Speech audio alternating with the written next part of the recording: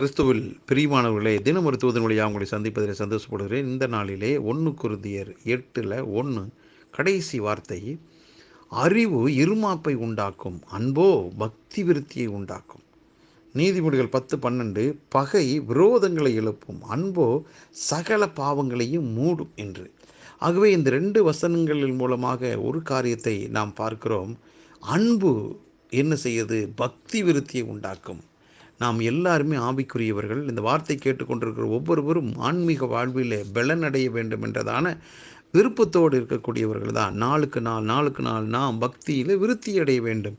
இந்த விருத்தியின் அனுபவத்துக்கு நாம் என்னையா செய்யணும் அப்படின்னா, நிறைய விதமான சடங்காச்சாரியங்கள் சொல்கிறாங்க.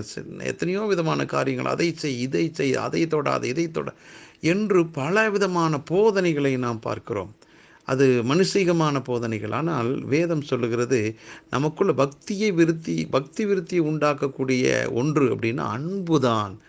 நாம் தேவனிடத்தில் வைக்கக்கூடிய அன்பு நமக்குள்ள பக்தி விருத்தி உண்டாக்கும். அதே போல் நாம் மற்ற மனிதனுடைய வாழ்வில் நாம் அன்பை காட்டக்கூடியவங்களாக இருக்கிறோம், தேவனுடைய அனுமதியோடு. அப்படி நாம் அன்பு காட்டுகிற போது நாம் காட்டக்கூடியதான அன்பு தான் பாவங்களையும் மூடுமா. ஆண்டவர் நம்ம மேலே வச்ச அன்பு தான் சிலுவைக்கு அவரை கொண்டு போனது. நம்முடைய பாவங்கள் டோட்டலாக முழுவதுமாக அழிக்கப்பட்டு விட்டது, கழுவப்பட்டு விட்டது. நாம் முழுவதுமாக சுத்திகரிக்கப்பட்டுட்டோம். ஒரே ஒரு காரணம், அன்பு தான்.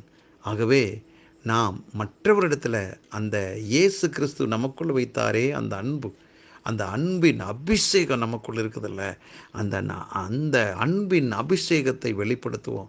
அந்த அன்பின் ஆவி ஊட்டப்பட்டிருக்கிறது, அந்த அன்பை மற்றவரிடத்தில் காட்டுவோம்.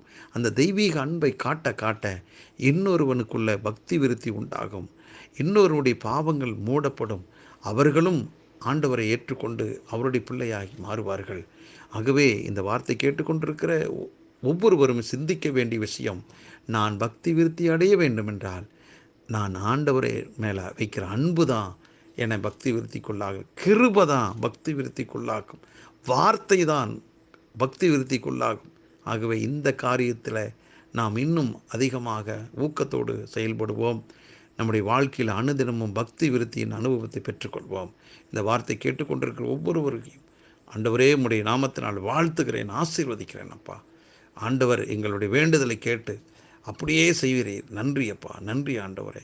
தொடர்ந்து நன்மையும் கிருபை எல்லாருடைய வாழ்வில் தொடர்வதாக ஒவ்வொருவரையும் மனதார வாழ்த்தி ஆசீர்வதிக்கிறேன். இயேசு கிறிஸ்துவின் நாமத்தை ஜெபிக்கிறேன் நல்ல பிதாவே, ஆமென்.